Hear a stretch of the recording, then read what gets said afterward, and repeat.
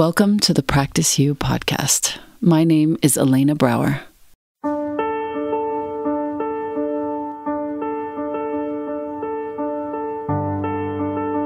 Let's dive into today's conversation regarding life's myriad transitions and how we refine our responses in our relationships, our wellness, our households, our work, and in our practices.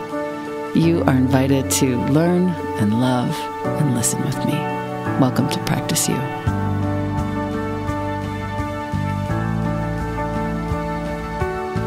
Welcome back to the podcast. Someone I deeply admire today, an author, a teacher, a Jungian psychotherapist, certified chaplaincy educator, Sensei Koshin Paley Ellison.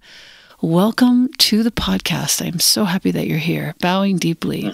A joy to be here with you, Elena. After many years as a chaplain and a psychotherapist, Koshin co-founded the New York Zen Center for Contemplative Care, which offers contemplative approaches to care through education, personal caregiving, and Zen practice. And today, New York Zen Center's methodologies are internationally recognized. They have touched the lives of literally tens of thousands of individuals. Koshin is a world-renowned thought leader in contemplative care. He's the author of a book that I am holding right now that I love so much. It's called Untitled, Walking the Eightfold Path to Clarity, Courage, and Compassion. He also wrote a book called Wholehearted, Slow Down, Help Out, Wake Up, which I plan to read and report on for my chaplaincy training.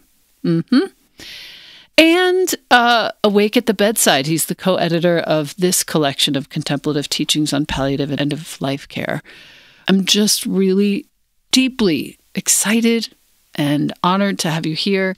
I want to start right away with a couple of questions from Untangled, if I may. I'm here to be with you. Page 13, my lucky number. Making the Eightfold Path our place of practice catalyzes interchange that radiates into our external lives, from everyday interactions to our most intimate relationships, you write. The true pleasure it creates is one that calms us, grounds us, sustains us, making the bad times more easily borne and the good times even better. You go on to say, I've spent the last 35 years of my life practicing the Eightfold Path. When you make a home in it, it makes a home in you. So I'm so happy to touch upon this. I don't think I've ever really sort of dived in the way that I have with this book. And I want to ask you to describe for a lay practitioner or somebody who might be interested in Zen, who might be listening to us, particularly my partner James, who can't wait to meet you. How would you describe the Eightfold Path? And how would you describe making it into a practice? Well, now I'm curious about James. And you're going to love James. You and James are going to be like fast buddies. Wait till you meet him. He's such a New Yorker, and he's so your speed. So at a certain point, I think that many of us, probably people who are listening to what you're talking about here on this wonderful podcast about practice and practicing with our whole body and mind. And at a certain point, at least for myself, it came to a point where I realized I was being dragged around mostly about my fears. And my fear was really about being actually experienced as myself, as without armor and without having to control what people saw. And once I was able to have that deeply humbling moment and really receive it, I realized that in many ways I was still approaching a life of practice with picking and choosing and really deciding, well, I'll practice if the conditions are right. I will be kind if there is something in it for me. I will really give it my all, or I'll just try. But if it doesn't work out and I get uncomfortable, I'll retreat. Yeah, that sounds very familiar. Yeah, like so normal, right? Like I was a person. And still am a person. Mm-hmm. And I think what is so amazing about the four nobilities is that there is a nobility that Shakyamuni Buddha outlined for us. That there's a nobility in our suffering, and a nobility in like when we're staying and picking and choosing, which to me is a place of deep suffering. Like we all just kind of know what that's like when we're kind of waffling, when we're kind of living our life more by hesitation than by action. We're having a big gulf between what we say we care about and what we're actually thinking about and actually talking about and actually doing. I mean, this is all me, like I had this deep experience of these things about being so devastated to see so clearly this mirror. And so the beauty of the path is that first we have to have the nobility of like, oh, it's noble. Like there's a importance of honoring how I've suffered and not to stay there. That's very important. Like that's one of four. And so the first nobility of that moves us into, there's also a second nobility that there are causes to our, my grandmother called it surus, like what we suffer from. Basically how we create our suffering, which is historically through our greed, our resentments, and our fundamental delusion, which is separation. That we think that nobody will know the suffering we've seen, or no one will really understand us. All those ways. We're alone. Oh, yeah. Oh, yeah. So wrenching, isn't it? Saurus. Yeah. I love it. I was also raised Jewish, so I get it. I like that. I think James is actually going to find this really helpful because the picking and choosing, the causes and conditions, all the things that we take for granted as factual, we find out are actually not factual at all. And I think what you've outlined here is not necessarily a path in a linear fashion, but as you say, also on page 13 that I circled, picture the 8 aspects of the path like spokes on a wheel. Right. Leading into a central hub. That's so helpful. I've never heard it talked about like this. But that central hub is where we find pleasure, the joy of the path, and anywhere on the wheel is walkable, including all the roads, the outer rim, the central hub. There's no arrival point. And this is what I would love for our listener to hear clearly, and for me to remind myself and also James, like there is no graduation. Roshi Jones says it all the time. There's no finish line. You're never really graduating from this. What you are doing is spending more time within that central hub, as you say, of peace and pleasure, really. Yeah, and I think that, right now we're in the middle of a practice period, which are these 90-day practices. And we're studying Kodo Sawaki Roshi, and, he talks a lot about how important it is to really see how we're functioning. Like, it doesn't really matter what we say. It really matters what we do. And so we could be a Buddhist teacher, we could be whatever we are, and it really matters what you do. So, like, how are you actually functioning? I always like to think for myself, like, how am I treating the barista and the waiter and the sanitation person? How are you awake to the interdependent web that we're actually, in a very ordinary way, involved in? Yeah. I think in chapter 2, you talk about the tangle. Who's going to untangle this tangle? But specifically for our listeners, softening your narrative. And this is something that I identified with, of course, right away. You write, in my life, I've struggled with the narrative that I am a victim, a story I inherited from hearing my family talk about the Holocaust. My great uncle was imprisoned in a concentration camp. My grandparents would often talk about their extended family being killed for who they were. My grandpa George used to hold up a book called The Indestructible Jews and say, remember this, we will always be victimized. This is a big topic right now. And as a Jewish person, I'm pretty sure I can speak for both of us and say all we want at this juncture in early 2024 is peace and no more war. Period. Full stop.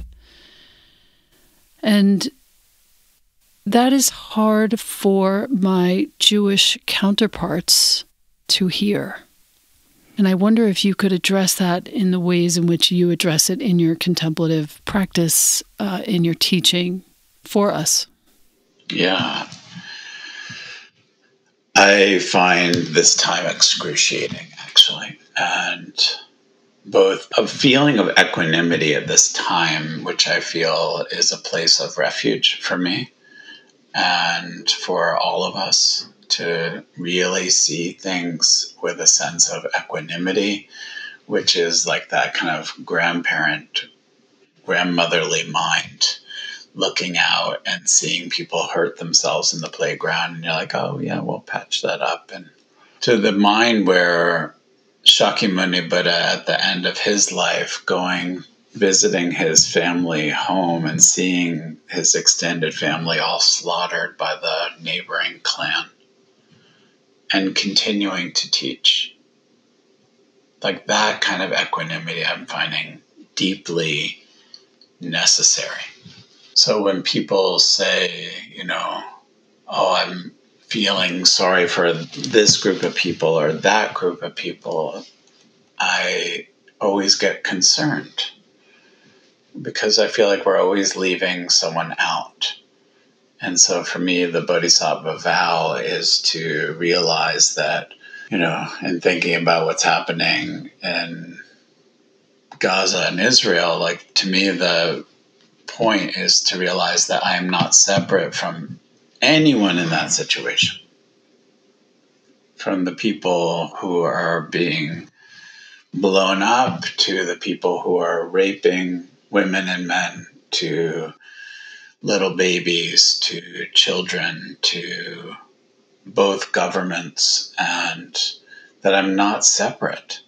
And for me, maybe more than peace, I'm really looking to cultivate a mind that can hold it all. And to me, this is Shakyamuni Buddha's example of going back and seeing his family slaughtered and still continuing the path of Buddha Dharma that we have today, thanks to his dedication. And you never heard him say that who was good and who was bad, but how do we settle our mind so that we're not taking sides and not forgetting the 450,000 people who were slaughtered in the last few years in Syria that we don't even hear about, or in Africa at this time. There are people being slaughtered. 30 other wars, I think, going on. Right now. And when we get kind of caught by one, like we're like magpies in a way, like, oh, there's a shiny thing. But we're to not forget that atrocity is part of the world and has been since the time of Shakyamuni Buddha, or our friend Yuval Harari, like his incredible work. It reminds us that for at least several 100,000 years, we have been doing cruel things. Human beings do cruel things to other human beings. And I think that this is very humbling.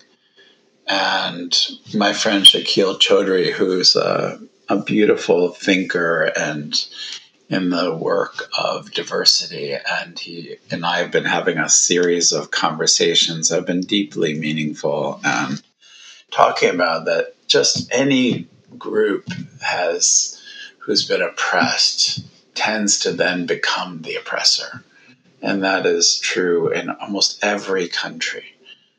And it's so important to remember, like, oh, this too is true. And to me, it's been more helpful to focus on this larger truth than any particular outcome. Like, to me, I'm using kind of all of my energy to widen the circle of compassion, as our dear Bodhisattva Albert Einstein reminded us to do. He's like, our work is to keep widening out the circles of compassion. Einstein said that. Yeah. Wow. A good Jew. A good Jew. A good Jewish boy. Yes. You say on page 18, to your point, rather than simply repeating the same mistakes over and over, we have to learn how to direct our thoughts and then our actions differently. And we can do this by finding shelter in our place of practice and acting from there. This is the underlying principle of walking the Eightfold Path. I really appreciate that. Wow. You talk about intimacy, and this is something I'm slightly obsessed with right now, getting beyond and getting intimate. And for our listener, when we're talking about intimacy here, we're talking about intimacy with our own minds so that we can create a mind of safety, a mind that we can rely on, a mind that we can turn toward to find that shelter that Koshin is speaking about. You talk first in this section about the gate of sweet nectar, and I thought it might be interesting to talk to our listener a little bit about this particular liturgy/ceremony, because we've all but lost ceremony in our lives, and I love the fact that in my Zen practice, it's back. It feels so good. Tell us about the gate of sweet nectar.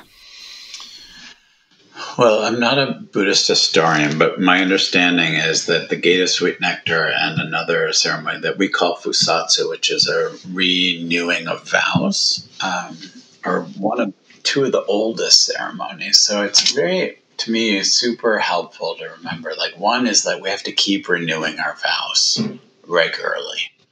Like, it's easy to say we have a vow, but are you really practicing it? And as my teacher, Genyo Kojima Roshi, talks about that, he's very clear that to maintain the precepts, we must at least half of the time be atoning. Be half the time actually just taking full responsibility without any defense. And to me, that's a very beautiful part of Fusatsu. And then this other ceremony, the Gate of Sweet Nectar, which is such an amazing title, first of all. Like, who doesn't want to enter that gate? And I swear. And the ceremony at Upaya involves like some pretty amazing dancing. Yeah. I just love it so much. It's such a thing that I look forward to. It's so great. And it's really a ceremony of first feeding all the hungry spirits, all of the insatiable parts of ourselves, that's going back to that second nobility of realizing, our insatiable greed, our insatiable resentments, our insatiable delusions, like we have to feed all of them. The hungry ghosts who are, sometimes the image is so great, just of these little tiny straw-like necks and these big bellies and these big mouths, and they are just starving. And one of the images that I love so much of hungry ghosts is, somebody's brought into a room and says, there's this huge banquet of delicious food and all the hungry ghosts are sitting at the table, and they have boards tied to their arms so that they can't bend their elbows, and they have forks and spoons, but they can't get the food in their mouths, and they're so crazy. And the one person says to the other, like, what's this? And they said, oh, this is hell. This is hell. So the Gate of Sweet Nectar is addressing and honoring that hell. And then you go into the next room in this parable, and the next room has the same table with all the gorgeous food and all this beauty. And except the hungry ghosts are so happy because they're reaching across the table and feeding one another. And because they can't feed themselves. So in some ways, the Gate of Sweet Nectar, I would say, is very much moving from this impoverished mind to this very joyful mind of, I see you and I will feed you and I will shelter you. It's so beautiful. You write about it as compassionately feeding our inner demons with care to reduce their pain. I'm instantly transported to this moment in my life where my kid was young and I was reading Thich Nhat Hanh's book, Anger, and figuring out how to care for my anger, which was the only way I was ever going to get to the bottom of why it was even in my world. And that really made a big difference for me, and to hear it said this way also was extremely helpful. On page 21, you talk about this interaction that you had with a guy by the name of Robert. It was actually Chodo, obviously. His weekly appointments, he kept on seeing this interesting woman, piercing blue eyes, bald head, walking around the place, mentioned to his supervisor how sad it was that this woman had cancer. And his supervisor laughed. She doesn't have cancer, he said. She's a Buddhist monk. You should go talk to her. Mm-hmm. The next time he saw the woman, Chodo, your Chodo, cornered her in the hallway and said practically all in one breath, "Hi, my name is Robert. I'm really interested in learning from you. I'm an alcoholic and former drug addict." He went on and on and on. He was talking nonstop, word vomiting all over the poor woman. He thought it was so important to share his narratives about who he was, because through them was how he engaged with the world. And James and I were just talking about this. When he was finally done, the woman responded, "Well, you know what you need to do." And Chodo said, "No, I don't. Tell me." And she goes, "You need to shut the fuck up." And it's so cool because I swear, when I come home from practice period, James is like, "So what'd you learn?" And every time I'm just like, "Well, I have to shut the fuck up." Yeah. And then I read your book and I was just like, oh my God. In the Zen tradition, you go on to write, "We don't mince words." Shut the fuck up can be pretty good advice when we are loving and clear. And to walk the Eightfold Path, first we need to learn how to stop and give ourselves a break from the tape we're constantly playing. So this speaks obviously to our age. You were probably born in the 70s or earlier, if you know what the word tape means. But what's interesting for our listener for today is, can you tap into this sort of running narrative, the running thread that you have going through your head regarding this person or that circumstance or this place or that task that you have to do? Your calendar, your schedule, your work, your family, that person in your life. There are so many of those running. And the best thing that I really got from this book was stop the presses immediately. Notice the tape, care for the tape, notice what it's doing as you go through your life, and choose. Maybe you can choose. James is in the middle of choosing this right now. He's been talking about his dysfunctional family for his whole life. It's so sad. It's deeply sad, actually. Yes. And he's finally choosing to not let that be the sort of defining factor in his preamble to anyone he meets, which I think is really interesting. And that's the invitation for our listener, I feel. It's a very powerful practice. You know, in the book, I talk about this meditation that I found myself drawing to while I was writing this book about, you know, this, for so many years, I had created this armor. And then I realized that what the armor had become, which was very useful, you know, because I grew up in an environment with enormous amount of violence, you know, physical violence, emotional violence, sexual violence. And so I was grateful for the armor. But I realized now as an adult, which was many times, just having to go back to that to really see like, oh, my armor has become a cage. And at a certain point, we need to really learn how to open the front of the cage and step out. And I feel like that's actually such an important part of growing up, or I often like the expression adulting, kind of adulting ourselves into it. Like I can put on my big person pants and I'm scared shit and I am nervous and it's uncomfortable and it feels unsafe, and I can do it. I can take a step forward. Chapter 7, you turn to the quote-unquote pivot. And the subtitle to this chapter is Finding Our Place of Practice. And throughout this chapter, for our listener, I really suggest, even if you've never considered Buddhism, you are not going to become a Buddhist, doesn't matter. This is such a wonderful way to organize your thoughts and your mind and your heart. You start like this, and this is, I read this to James the other day. It was so helpful to him. We recently saw his mom through medically assisted death, and it was absolutely exquisite. We hospiced her for a couple of months, and then it was like the most thoughtful, caring, beautiful, magical, sacred, wild witnessing. I'm on page 91 in Untangled.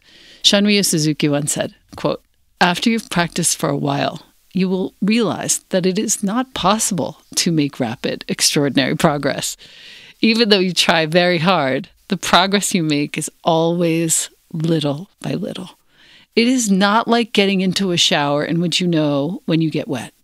In a fog, you do not know you are getting wet, but as you keep walking, you get wet little by little.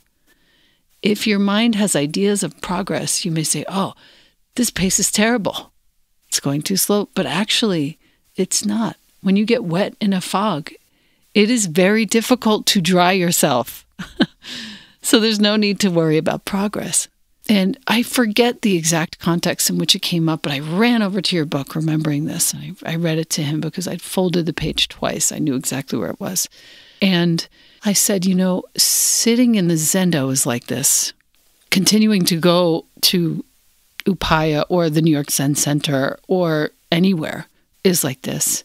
You're walking in a fog. You kind of don't even realize you're getting wet. And suddenly you're soaked. And it's really hard to dry yourself off. You're steeped in this practice. And you find yourself breathing a little differently, a little more fully. You have a little more space for strife in your life. And like you said, you're sort of widening your parameters, your purview. And things start to have more space around them so they don't take up so much of the real estate in your mind and your heart. And something changes. And it's so beautiful. Yes. So beautiful. Soto Zen. I wanted to touch on this because I'm sure I have a couple of folks who will be interested in finding out why Soto Zen versus Rinzai or any of the other options. I think in Japanese, I'm learning a little bit of Japanese, Soto means outside. And I thought it might be fun to talk about that a little bit with you.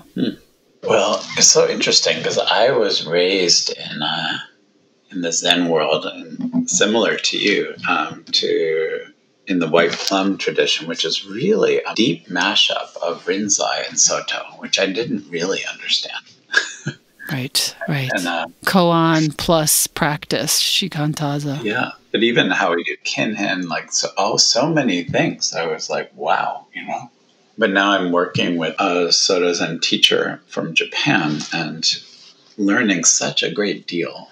And one of the things that he talks a lot about, he teaches at Eiheiji at the main monastery and is the 40th abbot of his temple in Japan in Enna City. And what he talks about is how important Dogen's teaching, who was the founder of Soto Zen, that making it really accessible, which sounds weird, first Japanese teacher to write in Japanese and instead of in Chinese. And people hated him for it. And he really felt that this needed to be accessible to the farmer. So it's often actually thought of in Japan as farmer Zen. Actually, I like even better.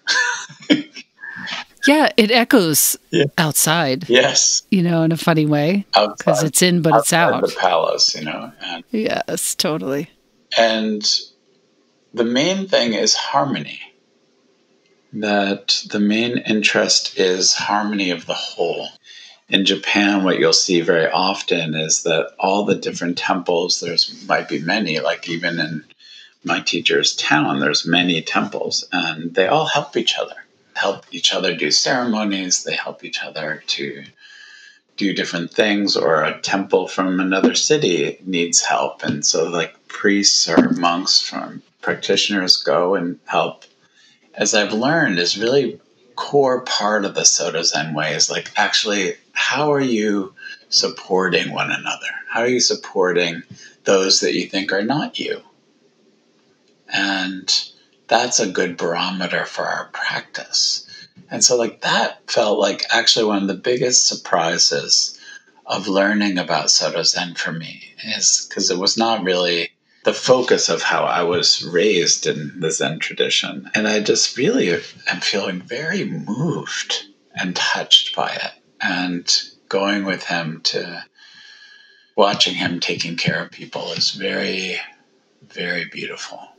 It's kind of nothing like watching somebody who's fully committed to this path presencing someone else. Yes. It's the best lesson. No words. Exactly.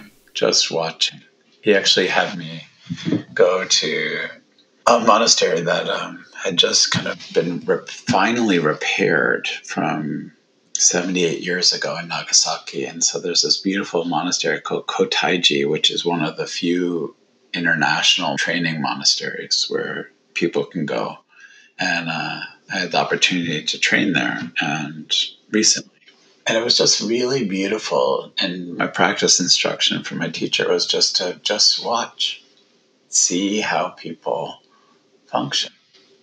And most people didn't speak. There was not a lot of speaking. So you just watch what people do and how moving it is. And he's like, this is the Soto way. Like to see how people are in harmony and then maybe fall out of harmony and come back into harmony. It's so beautiful. It is. It's what drew me to really dive in and study at Upaya was the fact of no teaching. It was really just come, watch, learn, follow, fall in. And it's precisely how it happens. And if, I bow at the wrong time or turn the wrong way, somebody is either there to let me know in a nice way or they don't. And they wait for me to get it myself. Right. There were things it took me a year to get that I laughed so hard at how many times people must have seen me do this incorrectly. And now I know. I mean, it's so sweet. Thank you for that exposition. I took my son to AHG last year. Oh, no way. I did. And it was beautiful. He was very moved by the experience and by Japan in general. And I'm going back this year with Roshi and a group of us for a proper pilgrimage to Sojiji, I'll see you Antaiji. there. Oh, no way. We're going to get to meet. Oh, I was just picturing how nice it would be to sit next to you, just feel each other and hold each other up. Yeah. That's amazing. We'll have that opportunity. Page 100, turning the wheel. I love this part. I wanted to teach our listener from your mouth to their ears the places of practice. And we can't go into so much detail on this, but I do want to read this to you, our listener, because I think what Koshin is touching on here is really beautiful and a really great way to find your way.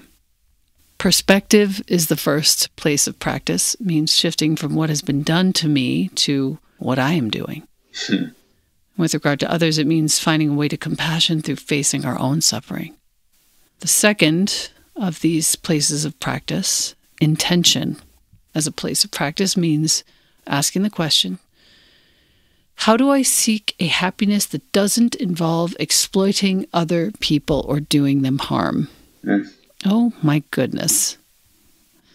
From the most extractive society on planet Earth, we are asking ourselves this question, and basically everywhere I turn, I have to look over my shoulder and say, oh my God, that too. I have to stop that too. Speech, third, as a place of practice, means speaking with reflection, generosity, and a resistance toward falling into the easy, habitual patterns of thoughtless or harmful speech. Words have power. How are we using them when we talk to others as well as ourselves? The fourth place of practice is action. Action as a place of practice means getting in touch with our values and being clear about what those values are. You've heard the saying, quote, the road to hell is paved with good intentions. This is because our actions are our true belongings. And that's such an ancient teaching. They are a clear indicator of whether we are walking the walk and not just talking the talk. Work as a place of practice means having some consciousness in our livelihood and our work and not separating it from our values or our mindfulness, because 1/3 of our lives is actually spent at work. And this has been, since reading it this summer, a real lighthouse for me. This idea of work as a place of practice, it's helped me to define and refine my hours spent, my money earned, taking less, and learning so much more and so much happier, sleeping so deeply, volunteering with almost half my time. Final 2, effort as a place of practice means we have to make a good effort. We were talking about this just yesterday. As Rainer Maria Rilke wrote, it's hard. It's hard to change, to stay steady, to have a creative and vital life. How we summon the energy for change and transformation is also a place of practice, you write. And then finally, attention is a place of practice, and that means cultivating the kind of focus and presence that allows real change. The path itself is in the midst of this gap and the tension of that gap between our values and what we actually think, say, and do. That is where the path is, in that weird sort of chasm between what we say we stand for and then what we do. And until we can sort of close that gap, it's really attention is needed. It's a life, as you write, of living with curiosity and awareness and paying attention to the ground of it. Also has helped me tremendously in the last several months to commit, really, and define what I am doing going forward. I'll never stop thanking you for this. But I wonder, of all of those, perspective, intention, action, speech, work, effort, attention, where are you sitting right now in your life as the sort of, if there were to be a primary or maybe primary and secondary places of practice, and why? Well, first of all, I feel very moved and I feel very received. So I'm really appreciating you, Elena. And for me, it feels very much what feels alive. Maybe because we're studying Dogen's One Bright Pearl right now, and but to really see that our life is not a metaphor, and that one bright pearl of existence is everything is all included inside of this one bright pearl of existence. And so, what does it take for me to kind of, I love the expression giddy up. It's like one of the translations of Svaha at the end of the Heart Sutra. You know, at the end of the Heart Sutra, we say Svaha, and which means sometimes it's translated as giddy up. You know, It's like, let's do it. Let's move from our suffering story and our suffering mind to freedom. Let's giddy up. Let's actually, as Shundo Oyama Roshi, who is this incredible national treasure of a teacher in Japan and the Seido at Sojiji, and she often talks about, like, what we can do is work with the conditions. We can nurture awesome conditions so that we can be more loving and more clear and more fearless, which I always have to restate for myself, which is to feel the fear and do it anyway, to step forward, to peck in and peck out all at once. That's what feels super alive for me right now. Yeah. Thank you. Giddy up. Giddy up. You know what's wild? James's mom, we had a priest at her death, and we also had the Heart Sutra playing. Kodo Rowan's wife, Nicole, she goes by the name of Neil with 2 L's at the end, Neill. She has a beautiful track of the Heart Sutra. And I was playing it while James's mom took the medicine that would slowly shut down her organs and end her life. And her last freaking words were, "Is this the Heart Sutra?" And she died. I mean, what kind of karma is that? Pretty cool. Right? Yeah. The last question I wanted to ask you, page 188, you talk about how protective it is to have routines. Boy, is this a conversation that happens all the time. Should I have a routine? Should I not have a routine? Should I break my routine? What's going on? And you write, it can be protective of our practice to have routines. I have a morning routine I follow almost every day. First, before I've even opened my eyes, I do my own version of a Jewish practice called the Modeh Ani, which entails calling to mind 5 things I'm grateful for. How great is that? Do you also say that prayer? I don't say the prayer, but I find the practice delicious. It is delicious. Makes opening your eyes totally different. Yeah. Since you wrote this and I read this, I find myself, when I'm really stressed waking up in the morning, there's some, I feel like I'm getting in trouble all the time. The water people call, I must be in trouble. The HOA calls, I'm definitely in trouble. It's such a nice practice to do, and I feel like I'm getting in trouble. You go on to say that you take care of your cats, you visit the small altars you have around the house, and you sort of put some care into each one, and then you exercise for about a half an hour. You have breakfast, coffee. All of that, including breakfast, is a place of practice, you write. It's such a beautiful way to look at things, and I offer this to our listeners. I wish I could just go through the whole book with you right now. But given our time constraints, I just wanted to sort of point that out and ask you, is there anything that you would like to share with our listener regarding the importance of that, sort of loose routine, or any wisdom that you might want to share? Well, hard one is earlier in my life, I had this idea of freedom, which meant not committing to anything was freedom.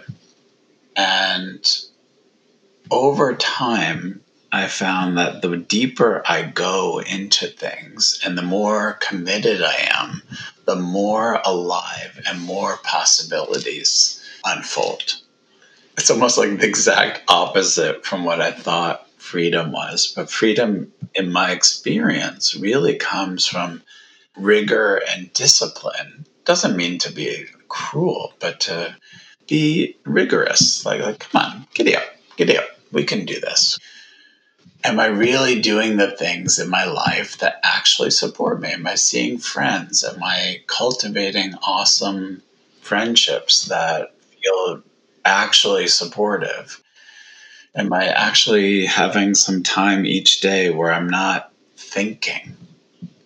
And I'm also not zoning out, but I'm actually learning how to be with silence and learn how to settle my mind. Am I moving my body so that I can be as healthy as I can for as long as I can? Just these kind of basic questions to me are so wonderful to have as a Dharma adventure, as a place of practice that literally I experience most things as places of practice. Like, right now, talking to you. Yeah. Am I alive? Am I awake? Yeah. Giddy up. Giddy up. I love it. Oh my God. That is like a perfect place to land, actually, in the freedom of rigor and discipline. I have found that to be true. It is such a beautiful thing to be a mom of a teenager, having found this path a few years ago and being able to install some of the teaching and the centeredness, groundedness into our interactions. So I really appreciate that. The rigor has caused freedom for both of us in our individual lives and in our little collective life together as mother and son. So beautiful. It's really cool. I could talk to you all damn day. I cannot wait to see you in Japan. Let's make sure we find each other. Well, it's not going to be hard. Nope, it won't be hard. And what I will do, I'll send you an email with my phone number so we can text. Awesome. There. And I just so appreciate the time that you've taken. It's quite a bit of time, longer than I usually go on my talks here. And every moment has been one bright pearl, indeed. Thank you so much. It is a treat to spend time with you, and I look forward to seeing you. Yes. Sitting with you. If we can do it, it'll be so sweet to sit with you. Thank you. And you have to meet the phenomenal humans that practice at Upaya who are coming on this trip you're going to love. And you'll get to meet the phenomenal humans who practice with us. Yes. Be together. And is Chodo coming? He's not coming. No. I see. Okay. He'll be holding it. We'll have to work with that. Yeah. Thank you. Thank you. Thank you so much, brother. Thank you. Be well. You too.